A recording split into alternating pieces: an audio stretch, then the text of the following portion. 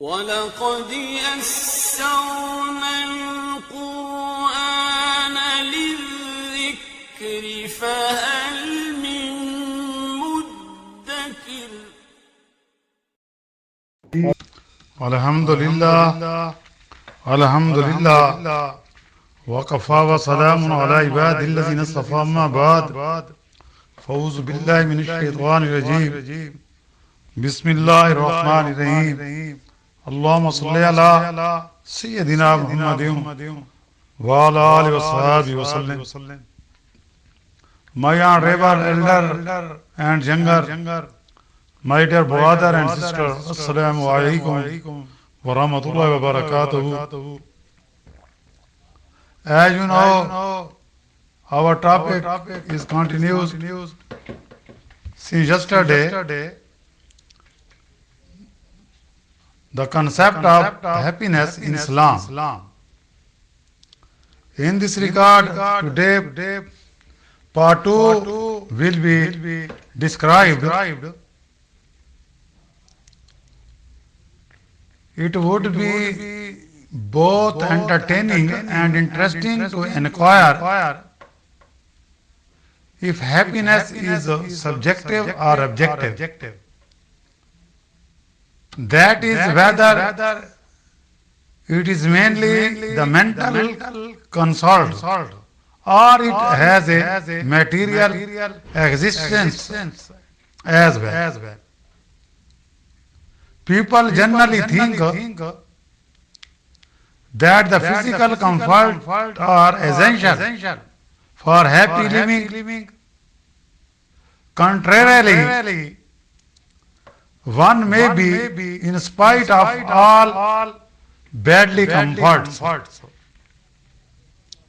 In acute mental pain due to some unhappy news,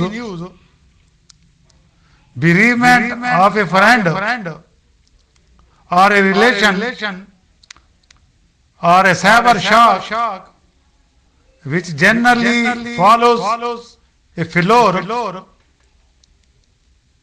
On the other hand, a scholar, a poet, having renounced the material luxuries and comforts, may enjoy mental peace and ease.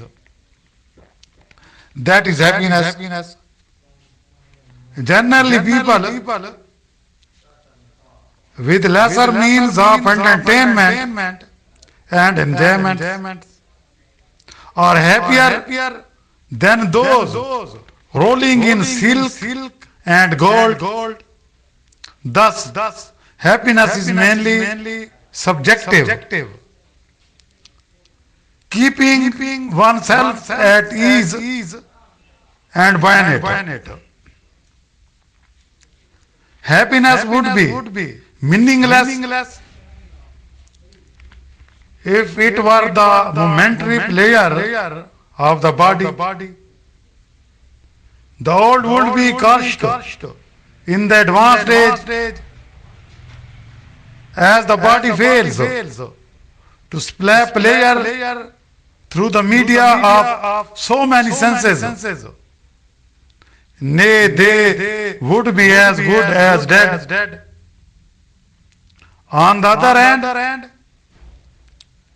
it is the advanced age which relieves a person of rough and haughty youth. It gives him a lot of relief. As the bestest passion of wild age are left behind,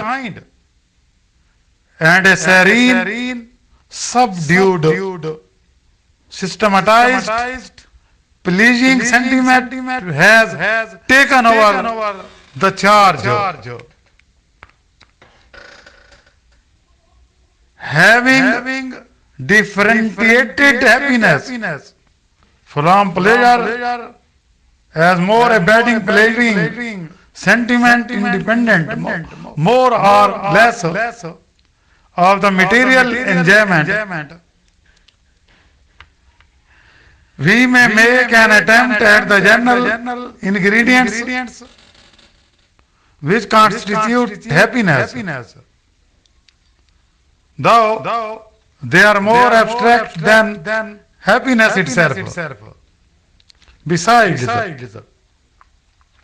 let us avoid the psychological fallacy that as happiness is mainly a mental concern,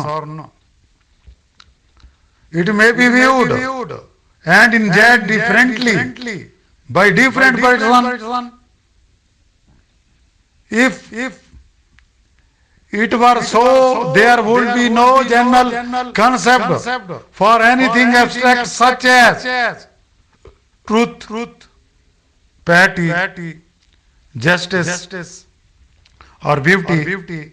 Happiness must conform to be real, to a standard which we hope to find out after a careful inquiry.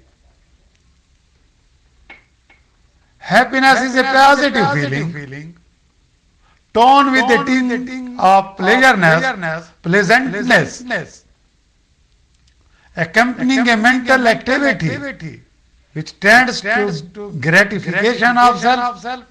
It is not the activity of the mind, but a pleasant feeling which goes along with that activity, which is not obstructed but allowed a free course to fulfill itself. Such repeated successful activities give a permanency to the pleasing tone and form a sentiment which we call happiness. Inshallah, another day, part 3 will be explained. Wa akhiru da'wana anil hamdulillahi rabbil alamin.